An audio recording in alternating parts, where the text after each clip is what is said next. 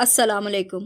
हमतन गोश में खुश आमदीद। तमाम नए आने वाले दोस्तों से गुजारिश है कि हमारे चैनल हमतन गोश को लाइक, शेयर और सब्सक्राइब करें और साथ ही बेल आइकन को प्रेस कर दें ताकि हर नई आने वाली वीडियो का नोटिफिकेशन आपको बर वक्त मिल सके। और कमेंट बॉक्स में अपनी कीमती आरा से ज़रूर आगाह कीजिएगा। शुक्रिया।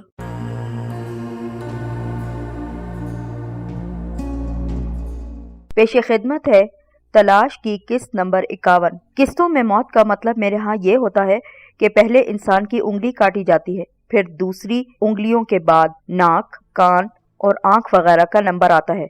एक एक करके तमाम आज़ा कटते जाते हैं, लेकिन गर्दन का नंबर मुश्किल ही से आ पाता है। तुम्हारी खुशकिस्मती है कि तुम्हारे लिए इस सज़ा का हुक्म सादर करने से पहले मैंने तुमसे दो दो बातें करने का फैसला भी कर लिया और यूं कई पहलू मेरे सामने भी आ चुके। हशमत खान के चेहरे पर एक मक्काराना सी मुस्कुराहट रेंग आई। मेरे लिए ये अंदाजा लगाना मुश्किल काम न था कि जिस तरह मेरा जहन मुस्तैदी से काम कर रहा था, इसी तरह उसके शैतानी जहन के कलपुर्जे भी तेजी से हरकत में मसरूफ थे।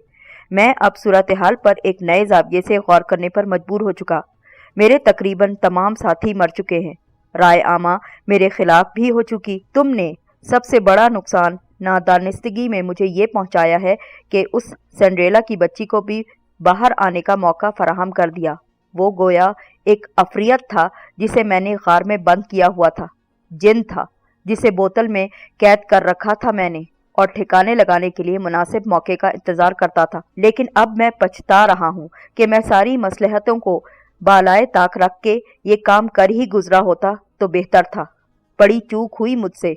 बहरहाल ये वक्त गलतियों पर हाथ मलने का बिल्कुल नहीं। मुझे ये एतराफ़ करने में कोई आर नहीं है कि तुम एक बेमिसाल आदमी हो। मैं जिस बहरान में फंस गया हूँ उसमें मेरे लिए तुम्हारी कदरो कीमत और भी ज़्यादा बढ़ चुकी है। अब अगर अकल इस्तेमाल करते हुए मेरे साथ मिल जाओगे तो मैं वादी में अपनी पोजीशन बहाल करने की असरे नौ जद्दोजहद कर सकूँगा। सिंड्रेला अनकरीब ही जिस सैलाब को लेकर मेरी इस पनाहगाह का रुख करने वाली है ना, उसका सामना करने की फौरी हिकमत अमली तैयार कर सकूंगा और हारी हुई बाजी को जीतने की कोई सूरत हाल निकल सकेगी। हम दोबारा अपने अपने पांव मजबूत कर चुकेंगे तो इसके बाद तुम जैसा चाहो तो अच्छे दोस्तों की तरह यहाँ से रुखसत हो सकते हो और अपने इंतकाम के असल हदफ यानी मेरे अब्बा हुजूर की तलाश का काम असरे नौ भी शुरू कर सकते हो। मैं इस मामले में कतई गैर जानिबदार रहूंगा। असूलन तो तुम्हें उनकी ज्यादतियों का हिसाब उन्हीं से तलब करना चाहिए था, मुझसे नहीं। अगर तुम उनका सुराग लगाने में नाकाम रहते हो और उनके गुनाहों का बोझ किसी और तरफ मुंतकिल कर देते हो तो ये तुम्हारे बहादुर होने की नहीं बल्कि कमजोर और तनासान होने की निशानी होगी। बोलो, तुम क्या कहते हो इस बारे में? मैंने निहायत मोहतात अंदाज में ये तासुर देने की खफीफ सी कोशिश की कि मैं उलझन में पड़ चुका हूँ। जल्दी बोलो, वक्त बहुत कम है, जल्दी बोलो, उसने कदरे मुस्तरिब से लहजे में कहा। मेरी ये पनाहगाह अब कुछ ज्यादा महफूज नहीं रही, इसलिए जल्दी करो। क्या मैं जिंदगी के तोशे से चंद फाजिल सांसें चुराने के लिए वाकई तुम्हारे झांसे में आ जाऊंगा? मैंने तंजिया लहजे में कहा। फिर पूछा, इस बात की क्या जमानत होगी कि बाजी पलटने के बाद तुम धोखे से मुझे राह से हटाने की कोशिश नहीं करोगे? मैंने जो कुछ भी कह दिया वो एक बहादुर आदमी का दूसरे बहादुर आदमी से एक अच्छा वादा है। वो मुस्कुराया। और फिर आजाद हालत में तुम इतनी आसानी से मरने वाली चीज तो हो नहीं। मैंने तो तुम्हें तोल भी लिया। मैंने एक लम्हे तवक्कुफ किया, फिर हिचकिचाते हुए कहा, बिलफर्ज मैं तुम्हारे साथ मिल भी जाता हूँ और बाजी पलट भी जाती है तो मेरी जान बख्शी के जबानी वादे के अलावा मुझे हासिल क्या होगा?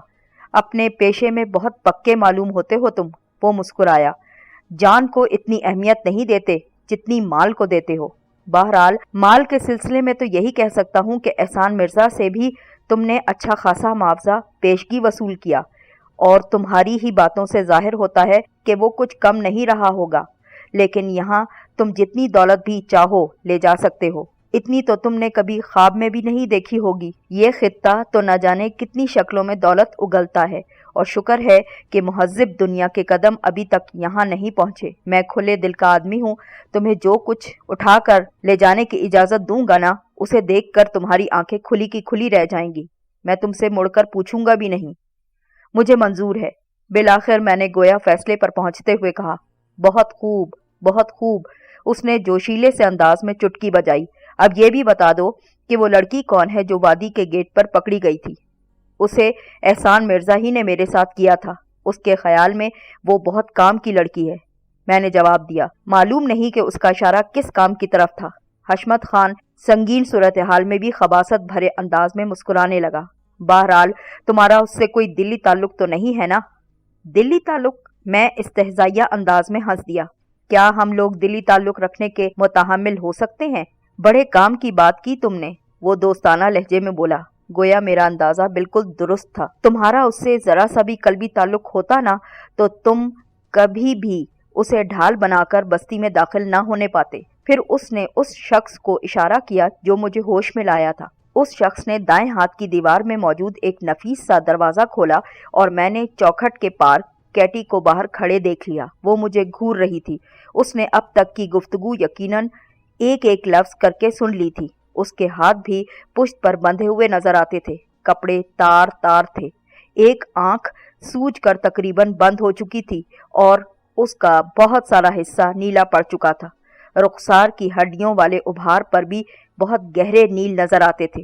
نچلا ہونٹ پھٹ چکا تھا اور اس سے خون کی ایک لکیر نرخرے تک آ کر خشک ہو چکی تھی۔ پیشانی پر ایک گومڑا صاف نظر آتا تھا اور بال جھاڑ جھنکاڑ کی طرح الجھے نظر آتے تھے۔ اسے یقیناً بری طرح مارا پیٹا گیا تھا اور اس کی حالت بتا رہی تھی کہ اس کی جگہ کوئی عام لڑکی ہوتی نا تو شاید اس وقت اس میں اپنے پیروں پر کھڑے ہونے کی سکت بھی نہ ہوتی۔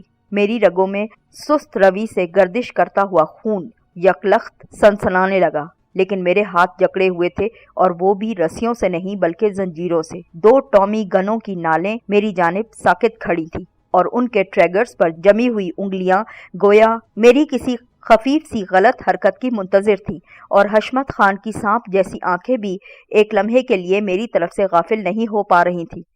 نہتے شخص کا اشارہ پا کر کیٹی مشینی سے انداز میں قدم اٹھاتی آگے آ گئی اور مجھ سے کچھ فاصلے پر کھڑی رہ گئی۔ وہ اب بھی ایک ٹک میری طرف غور سے دیکھ رہی تھی۔ اس کی آنکھوں میں سوال کی چبھن، مایوسی کا اندھیرا اور شکوک کے سائے لرزاں تھے۔ اس کے زخمی ہونٹ اچانک سے کپکپائے، جیسے اس نے کہنا چاہا ہو، مگر اس کے حلق سے کوئی آواز ہی نہیں نکل پائی۔ طاہر شاہ کے ہاتھ پاؤں کھول دو، حشمت خان نے نہتے شخص کو فوراً سے حکم دیا۔ اس نے حکم کی تعمیل کی اور میں نے سیدھے کھڑے ہو کر ہاتھ پاؤں کے جوڑوں پر ذرا سی مالش کرنے کے بعد حشمت خان کی طرف دیکھ کر مسکرانے کی کوشش کی تاکہ میری اندرونی کیفیات کا کوئی سراغ اسے نہ مل پائے۔ پوزیشن اب بھی ایسی نہیں تھی کہ میں حرکت میں آ سکتا۔ میں قطعی طور پر سٹین گن کی زد میں تھا اور جن آدمیوں کے ہاتھوں میں یہ گنیں موجود تھیں، میرے اندازے کے مطابق اس قسم کی صورتحال میں ان کی یکسوئی، مستعدی اور سرد مہری کی نظیر ملنی مشکل تھی۔ وہ کمبخت آنکھ تک نہیں جھپکتے تھے اور مجھے یقین تھا کہ میری ذرا سی بھی خلاف توقع حرکت پر وہ مشینی انداز میں فائر کھول دیں گے۔ طاہر شاہ، حشمت خان نے نہایت ملائمیت سے مجھے مخاطب کیا، مزید گفتگو سے پہلے میں چاہتا ہوں کہ تم گولی مار کر اس لڑکی کا قصہ پاک کر دو۔ پہلے اس کا کام تمام کرو۔ کیٹی نے گردن کو تھکے تھکے سے انداز میں حرکت دیتے ہوئے ایک نظر حشمت خان کو اور پھر ایک نظر میری طرف غور سے دیکھا۔ انداز میں شکستگی سی آ چکی تھی، اس کے وجود میں گویا زندگی کی امنگ مر چکی تھی۔ حشمت خان نے اپنے دیوان کے موٹے گدے تلے سے ایک ریوالور نکالا اور میری طرف اچھالتے ہوئے کہنے لگا، میں نے تم پر اعتماد تو شروع کر دیا ہے، لیکن اتنا بھی نہیں کہ تم اس ریوالور کا غلط استعمال بھی کر سکو گے۔ نہایت محتاط رہنا اور ریوالور کو غلط سمت میں ذرا بھی حرکت دینے کی کوشش مت کرنا، ورنہ خواہ مخواہ تمہاری قیمتی زندگی آن کی آن میں ضائع ہو جائے گی۔ اس نے ریوالور میری طرف اچھال دیا، جسے میں نے نہایت احتیاط سے کیچ کر لیا۔ لیکن کیا لڑکی کو قتل کرنا ضروری ہے؟ میں نے اس سے سوال کیا۔ ہاں، یہی تو اس بات کا ثبوت ہوگا کہ تم نے وفاداری تبدیل کر لی ہے، حشمت خان نے فیصلہ کن لہجے میں کہا، اور یہ کہ تم میرے ساتھ معاہدے میں سنجیدہ ہو چکے۔ ہر اہم معاہدے میں آخر دکھانے کے لیے کچھ تو ہونا چاہیے نا؟ ٹھیک ہے، جیسے تمہاری مرضی، میں نے لاپرواہی سے کہا اور ریوالور سے کیٹی کے سینے کا نشانہ لے لیا۔ میرے خیال میں آخری جدوجہد کا اور کوئی موقع مجھے میسر نہیں آ سکتا تھا۔ اس لیے میں نے یکلخت ہی گھٹنوں کے بل گرتے ہوئے ریوالور کو قوس کی شکل میں گھمایا اور نشانہ لینے کا چونکہ کوئی موقع نہیں تھا اس لیے اندازاً حشمت خان کی طرف رخ ہوتے ہی میں نے ٹریگر دبا دیا۔ دھماکہ ضرور ہوا لیکن وہ میری کھوپڑی کے کسی حصے میں ہوا تھا۔ ریوالور سے محض ایک ہلکی سی کلک کی آواز سنائی دی۔ ریوالور خالی تھا۔ دوسری طرف جو آواز میں نے سنی وہ حشمت خان کی زہریلی ہنسی کی تھی۔ میں یہی دیکھنا چاہتا تھا، یہی۔ اب مجھے یقین ہو چلا کہ تم مر سکتے ہو لیکن میرے ساتھ نہیں مل سکتے۔ حشمت خان اور اس کے محافظوں کا خیال یہ تھا کہ حیرت کے اس جھٹکے سے میرے اعصاب چند لمحے کے لیے ضرور مختل ہو جائیں گے، لیکن میں نے ایک لمحہ بھی ضائع نہ کیا اور میرا رخ گو کہ حشمت خان کی طرف تھا، لیکن میں نے نیم دائرے میں گھومتے ہوئے خالی ریوالور ایک سٹین گن والے کے منہ پر زور سے دے مارا۔ 4.5 کا ریوالور خوب وزنی تھا، یقیناً ایک بڑے ہتھوڑے کی طرح اس کے منہ پر جا پڑا۔ ریوالور پھینکتے ہی میں لڑک کر اپنی جگہ سے ہٹ چکا تھا۔ کچھ میری اس حکمت عملی سے اور کچھ امداد غیبی سے میں موت کے منہ میں جانے سے بچ چکا تھا۔ ہوا یہ کہ جس کے منہ پر ریوالور پڑا تھا وہ اندھوں کی طرح لڑکھڑایا اور سٹین گن اس کے ہاتھوں سے بری طرح لہرا گئی، ساتھ ہی غالباً غیر ارادی طور پر اس سے ٹریگر بھی دب گیا۔ اس وقت گن کا رخ اس کے اپنے ایک ساتھی کی طرف ہو چکا تھا۔ ایک ہی برسٹ میں وہ چھلنی ہو کر گر پڑا، لیکن اس سے پہلے وہ زمین پر اس جگہ برسٹ مار چکا تھا جہاں میں ایک لمحے پہلے موجود تھا۔ پختہ فرش سے سیمنٹ کی تہ ٹکڑے ٹکڑے ہو کر زور سے اچھلی۔ کچھ ٹکڑے شاید مجھے بھی لگ چکے تھے، لیکن مجھے اب کسی بات کا ہوش نہ رہا تھا۔ میں نے لڑکتے وقت سب سے پہلے یہ دیکھا کہ جس کے منہ پر ریوالور پڑا تھا وہ فرش پر گر چکا تھا۔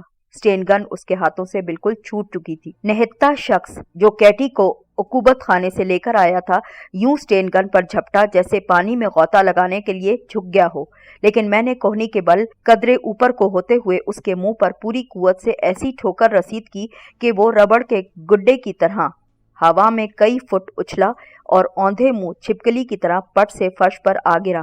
جس شخص کے چہرے پر ریوالور پڑا تھا اس کا آدھے سے زیادہ چہرہ مسخ ہو چکا تھا اور وہ بری طرح سے تڑپ رہا تھا، جس کی وجہ سے غالباً اس کی آنکھوں میں تکلیف تھی۔ اس کی ایک آنکھ تو ہلکے سے باہر ہی لٹک آئی تھی۔ میں نے جھپٹ کر سٹین گن اٹھائی۔ اس سارے عمل میں بمشکل چند سیکنڈ صرف ہوئے تھے، لیکن جب میں نے سٹین گن سیدھی کرتے ہوئے پلٹ کر دیکھا تو حشمت خان تخت سے غائب تھا۔ اس ہال نما کمرے سے جانے کے صرف 2 ہی راستے تھے، ایک وہ دروازہ جدھر سے کیٹی کو لایا گیا تھا اور دوسرا تہخانے کا دروازہ جدھر سے مجھے لایا گیا تھا۔ اندرونی دروازے کی طرف تو وہ یقیناً نہیں گیا تھا، البتہ تہخانے سے باہر جانے والے دروازے کی طرف مجھے ریشمی چمکیلے لبادے کی ایک جھلک ضرور نظر آئی جو دوسرے ہی لمحے کسی وہمے کی طرح معدوم ہو چکی تھی۔ میں نے اپنے پیچھے کیٹی کی کراہ سنی، لیکن اس طرف توجہ دیے بغیر میں دروازے کی طرف تیزی سے لپکا۔ راہداری کے موڑ پر پہنچنے سے پہلے مجھے آگے دروازہ دھڑ سے بند ہونے کی آواز سنائی دی، اور جب میں راہداری کا موڑ عبور کر کے آندھی طوفان کی طرح دوڑا چلا گیا تو اپنے ہی زور میں دروازے سے ٹکراتے ٹکراتے بچ گیا۔ دروازے کی نوب گھمائی تو وہ حسب توقع مجھے مکفل ملی۔ میں نے سٹین گن سے صرف تالا ہی نہیں اس کے ارد گرد کا کچھ حصہ بھی اڑا دیا اور دروازہ ایک جھٹکے سے کھول کر باہر کو لپکا ہی تھا کہ چھٹی حص کی مستعدی نے جیسے گھٹنوں کے بل جھکنے پر مجبور کر دیا۔ اگر ایسا کرنے میں مجھے ایک لمحے کی بھی تاخیر ہو جاتی نا تو میری کھوپڑی میں سوراخ ہو چکا ہوتا۔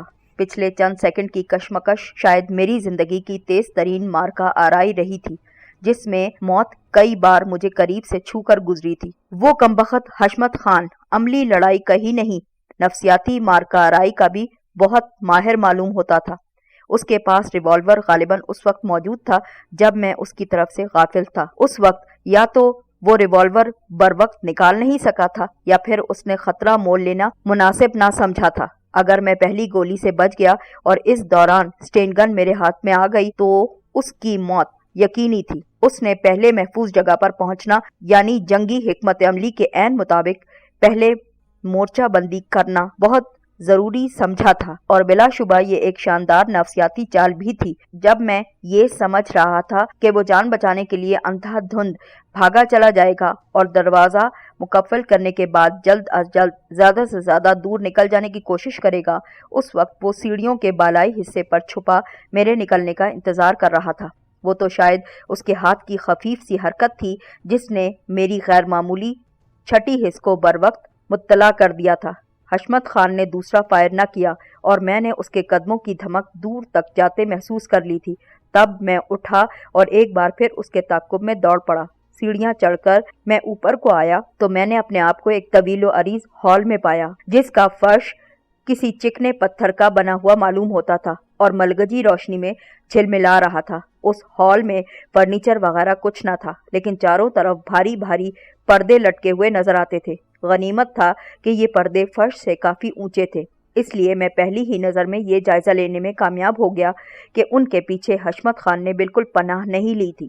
اس ہال کمرے سے گزر کر میں دوسرے کمرے میں جا پہنچا تو یکلخت ہی جیسے کم گہرے تالاب میں کود گیا اور میرے جوتوں تلے کچھ نرم نرم چیزیں کچلی گئیں۔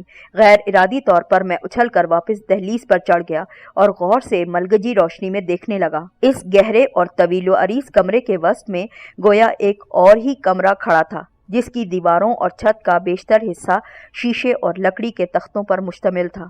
اس حصے کے اندر کا منظر انسان کی جلد تلے سرسراہٹ پیدا کر دینے کے لیے کافی تھا۔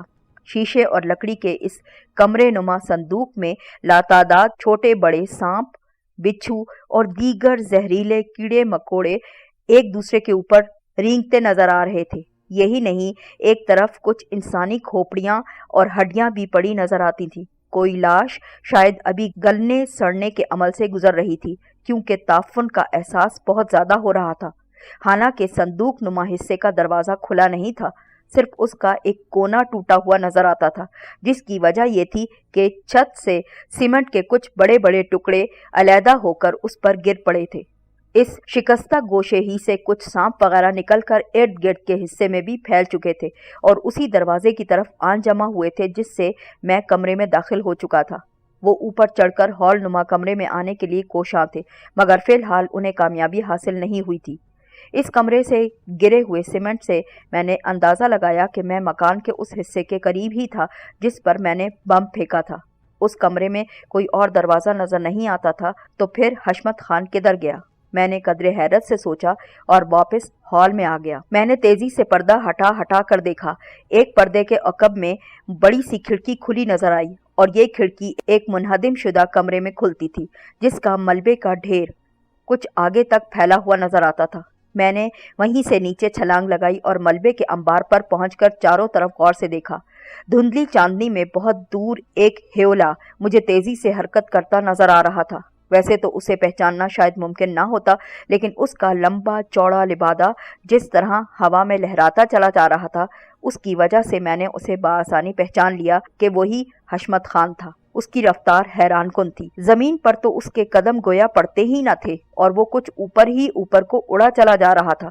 اس کا رخ جنگل کی طرف تھا جس کی لمبائی چوڑائی کا مجھے کچھ اندازہ نہ تھا، اور اگر ایک بار حشمت خان جنگل میں داخل ہو جاتا تو پھر میں یقین سے نہیں کہہ سکتا تھا کہ میں اکیلا اسے تلاش بھی کر سکوں گا۔ بستی کی سمت میں کہیں دور سے ہوا کے دوش پر مجھے اجتماعی نعرے بازی کی آوازیں وقفے وقفے سے سنائی دیتی تھی۔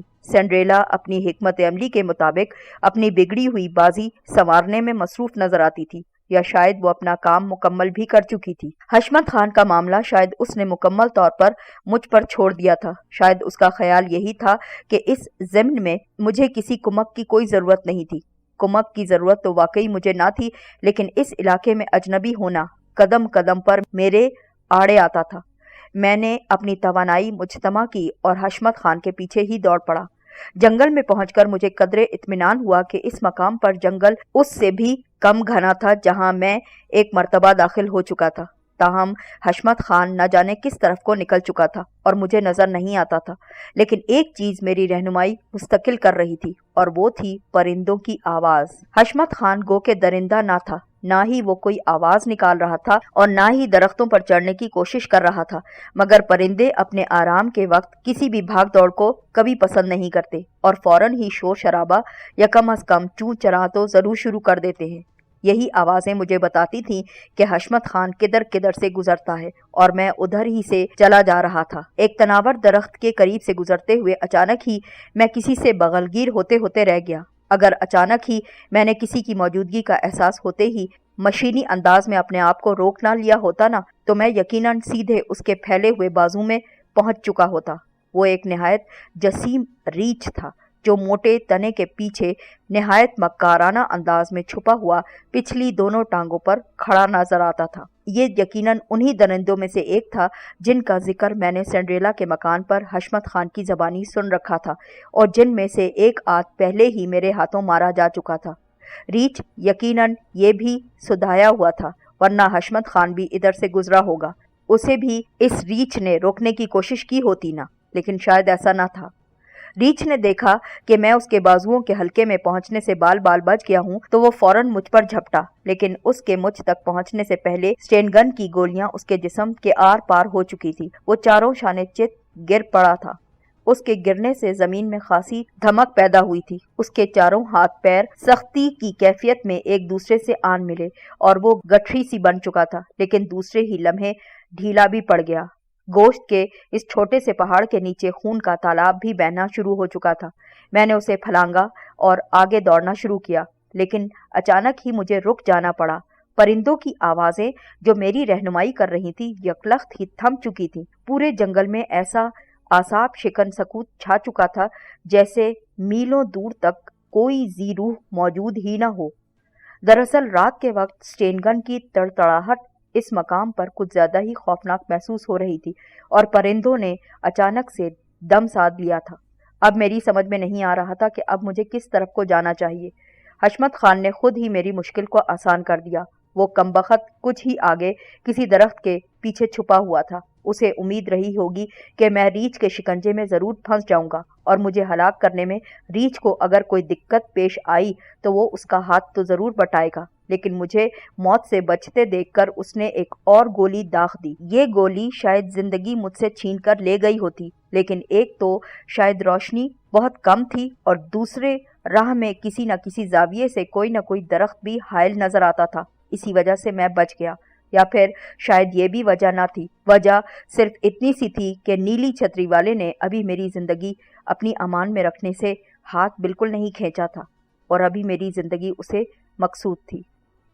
خشک پتوں اور ٹہنیوں کی چرچراہٹ نے مجھے اچانک سے بتا دیا کہ حشمت خان ایک بار پھر دوڑ پڑا ہے۔ ایسا معلوم ہوتا تھا کہ اس کے پاس ریوالور کی فاضل گولیاں بالکل نہیں بچی، اس لیے وہ اچانک انہیں بہت احتیاط سے استعمال کرنا شروع کر چکا ہے، لیکن میری سمجھ میں یہ بات بھی نہیں آ رہی تھی کہ وہ جانا کہاں چاہتا ہے۔ وہ اتنا احمق تو نہیں ہو سکتا کہ مجھے تھکا کر مارنے کے ارادے سے دوڑتا چلا جائے۔ اگر وہ وادی سے فرار ہونے کا ارادہ رکھتا ہے تو اسے گیٹ کی طرف ہی جانا چاہیے تھا نا، کیونکہ میری معلومات کے مطابق وادی سے باہر نکلنے یا داخل ہونے کا یہی ایک راستہ تھا، یا پھر کوئی اور بھی خفیہ راستہ ہوگا جس کا علم صرف اور صرف حشمت خان کو ہی ہوگا۔ بہرحال اب میں اس کا سراغ پا چکا تھا۔ ایک جگہ رک کر میں نے اس پر فائرنگ بھی کی، لیکن درخت آڑے آ گئے۔ قریب پہنچے بغیر فائرنگ کا کوئی فائدہ نہ تھا۔ پھر اچانک ہی درختوں کا سلسلہ ختم ہوا اور چاندنی بلا رکاوٹ زمین تک پہنچتی دکھائی دینے لگی، لیکن روشنی کا سلسلہ بند ہوتے ہی حشمت خان مجھے صاف نظر آنے کے بجائے الٹا میری نظروں سے غائب ہو چکا تھا۔ میں جب اس مقام پر پہنچا جہاں وہ میری نظروں سے غائب ہوا تھا تو مجھے معلوم ہو چکا کہ وہ دراصل نشیب میں اتر چکا ہے۔ وہاں سے ایک تنگ سا خشک نالا شروع ہو رہا تھا جو بل کھاتا نہ جانے کہاں تک جا رہا تھا اور جس کی گہرائی بتدریج بڑھتی چلی جا رہی تھی۔ میں بھی اس نالے میں اتر گیا اور چند ہی قدم چل کر اپنے قد سے بھی زیادہ گہرائی میں اترتا چلا گیا۔ تاہم میں ہر ممکن تیز رفتاری سے دوڑنے کے باوجود سنبھلے رہنے کی بھی کوشش کر رہا تھا کہ اچانک ہی کسی گڑھے یا کھائی میں گر نہ پڑوں۔ حشمت خان بھی اب مجھے کہیں دکھائی نہیں دیتا تھا، کیونکہ خندق نما اس نالے میں پیچ و خم بہت زیادہ تھے اور وہ بھی مجھ سے کافی آگے تھا۔ اس کے راستے میں نہ جانے کتنے موڑ حائل تھے۔ اس نالے میں میرے اندازے کے مطابق میں کم از کم 1 میل کا فاصلہ طے کر چکا تھا جب میں نے محسوس کیا کہ اس کی گہرائی بتدریج کم ہونے لگی تھی اور پھر اچانک ہی میں نالے سے باہر نکل آیا۔